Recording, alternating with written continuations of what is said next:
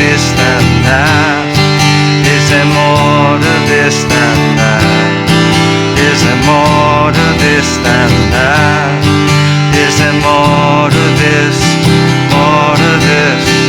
More than this now? Just waiting on a wall.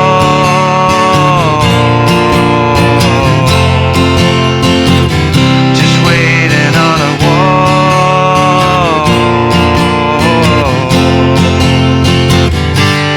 Gotta be more than this, than that. There's gotta be more than this, than that. Hey, how you doing? Justin back with you today for Waiting on a War. Foo Fighters smashing it out of the park again. Great song.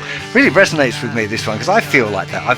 Like when I was a kid, it was like nuclear bunkers, and we all thought that there was going to be this massive nuclear war, and everyone would die except the cockroaches. And it seems to be this continual kind of threat lurking in the background. It's kind of sinister. Let's hope it never happens. Hey, so anyway, let's get stuck into this tune. Check out how to play it. The first chord we need here is a D chord. Hoping you're familiar with that. If you're not, then go and check out the beginner's course on my website. The next chord, though, interesting one, is an A7 sus4. First finger moves over to the second fret of the fourth string. Second finger comes off. Little finger goes down. Third fret on the thinner string. So we don't have anything on the thicker string. Open, second, open, third, third. Okay, I call this a stuck 3 and 4 chord because you're going to see that these third and fourth fingers stay down an awful lot of the time. A7 sus. The next chord, E minor 7. So you can see the third and fourth fingers are stuck there.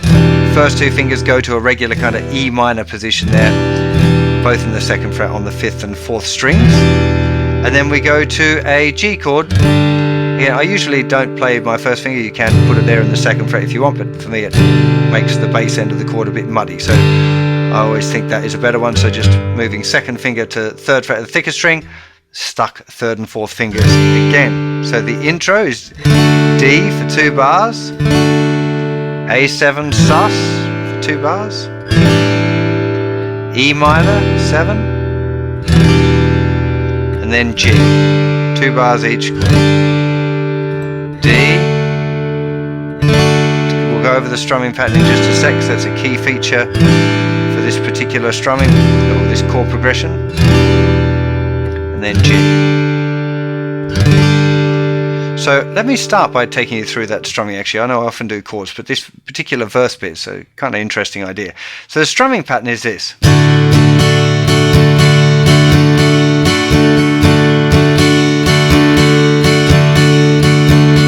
So it starts kind of like Old Faithful, down, down, up, down, but then we've got another up at the end.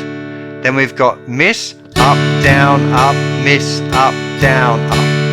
Okay, so 1, 2, and 3, and 4, and 1, and 2, and 3, and 4, and 1, 2, and 3, and 4, and 1, and 2, and 3, and 4, and 1, 2, and 3, and 4, and 1, and 2, and 3, and 4, and 1, 2, and 3, and 4, and 1, and 2, and 3, and 4, and 1, 2, and 3, and 4, and 1, and 2, and 4, and 1, 2, and 3, and 4, and 1, and 2, and 3, 1, 2, and 3, and 4, and 1, and 2, and 3, and 4, and this practice where you're just muting the strings and practicing a strumming pattern is a really, really good idea, particularly this one, because it's a 2-bar pattern and it's kind of similar to Old Faithful. So just going down, down, up, down. It's very similar to that. In fact, we use that pattern for a lot of the rest of the song. It's easy to slip into that and not get the second bar of that progression right, because it's a 2-bar progression. So you definitely want to practice down, down, up, down, up, down, up, down, up, down, down, up, down, up, down, up, down, up, 1, 2, and 3, and 4, and 1, and 2, and 3, and 4, and down, down, up, down, up, down, up, down, up. Hand has to keep relaxed, so you really want to keep the hands moving continuously, relaxed, trying to get the feel of the pattern good. Okay, if you can't automate that and get it into your memory, it's going to be very difficult to play the pattern correctly and sing. Although if you get the pattern slightly wrong, probably no one's going to get injured or anything, so it's not a massive deal, but if you want to play the song accurately, it definitely sounds right. When you get that strumming pattern right with those chords, it works. So let me apply that strumming pattern now to those chords. So it's the whole 2-bar pattern on each chord. So from the D, 1, 2 and 3 and 4 and 1 and 2 and 3 and 4 and A7.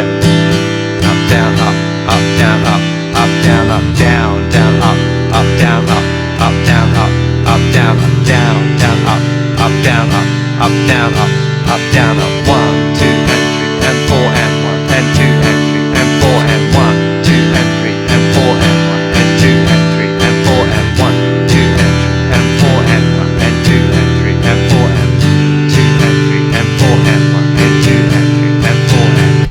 So bit of practice on the strumming pattern. On its own, first of all, probably with the muted strings. When you feel confident with it, try applying it to the chords. Only when you feel super hit with that would I recommend trying to sing over the top of it. You really want to get that part automated first of all. Now, luckily for us, most of the rest of the song is just single bar chord progression, and it's Old Faithful. So down, down, up, down, down, down, up, down. Most common strumming pattern of all time. And not because that's like a bad thing, it's just, it works really good. It sits well in a song, so don't be afraid of it. Make sure you get that one automated. That's what I was just doing then, like being able to do whatever and keep that strumming pattern going, do maths problems or talk to you or to, tell you about what I want for dinner or whatever. You want to practice having a strumming pattern going and thinking about some other stuff, particularly if you want to get involved with singing. But already you've got a strumming pattern to go, you've got chord changes and whatever else. There's going to be lots of other things to think about, not the strumming pattern. So you want to try and automate that as best you can. Okay, get the idea? So into the next section. So it does the verse twice around that whole 8-bar sequence. Then we come to E minor for 1 bar, G to D, A7 sus4, E minor to G, then it goes to C add 9 for 4 bars. So that's the same as the G, but just first and second fingers move down 1 string, 4 bars on that. 1, 2, 3 and 4. 1. Okay, that's the is there more than this than that section. So it's starting from the E minor. Is there more to this than that? Is there more to this than that? Is there more to this than that? Is there C to this? More to this, more to this than waiting on a chorus D to B flat. Okay, so you got to have your bar chords here, I'm afraid. So I often play it like this, with my little finger doing the bar.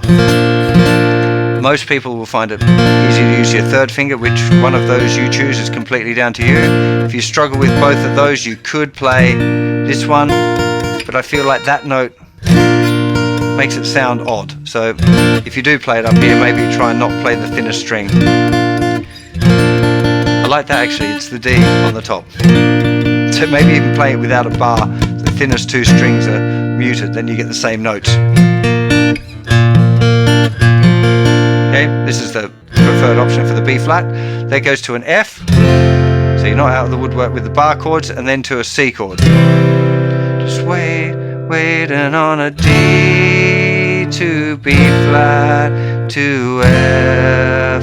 C, you're waiting on a D, B flat, F, G, and then we're back to another verse. Okay, let me play through now verse, pre-chorus and chorus, just with the strumming, a little bit of a talk along. So verse, D, down, up, down, up, down, up, to the A7, same pattern again, to E minor, to the G. Second half of the verse, same thing. Down, down, up, down, down, up, down, E minor, then to G. Now we're going to 1 bar on each one, Old Faithful, E minor, G, to D, to A7, to E minor, to G, to 4 bars of C add 9, 3, chorus to a D, to B flat, to F, C, we're waiting on a D, to B flat, to F, to G. So it goes verse, pre-chorus, chorus, verse, pre-chorus, chorus. Then there's this slight change in chord progression where he's going D, B flat, and then to the G. So you end up with D, B flat, to G. Again, D, B flat, to G. After that, we go back into a pre-chorus, but with just 2 bars of the C at the end. Then we're into a chorus, and then we're back to the D, B flat, G, G progression. I'm hoping now that I've given you the puzzle pieces and you'll be able to put them together in the right order by listening to the original recording. I can't stress enough how important it is to listen and play along with the original recordings, because you pick up stuff, you absorb time feels. That's how everybody learned, like back in the day. You learned by figuring out stuff by ear, usually, not so much at video lessons back in the 70s. But then you would play along with the original recording loads and loads of times until you kind of sucked in that time feel. And Dave Grohl, obviously, like, you know, drummer for Nirvana, but one of the most influential timekeepers, I guess, of rock and roll, and now fantastic singer, guitar player, all of that stuff, producer. There's a lot to be learned by listening and playing along on the time feel, like trying to play along with him like you're in the band and trying to absorb the feeling, because it's not so mechanical. And I talk about this almost every lesson, but I really think it's a key thing that a lot of people miss out on, is this playing along with the recording and feeling like you're in the band, trying to get your time to feel exactly like you're playing with them. And it should be exactly, not close, not the same pattern. Like I can play that pattern.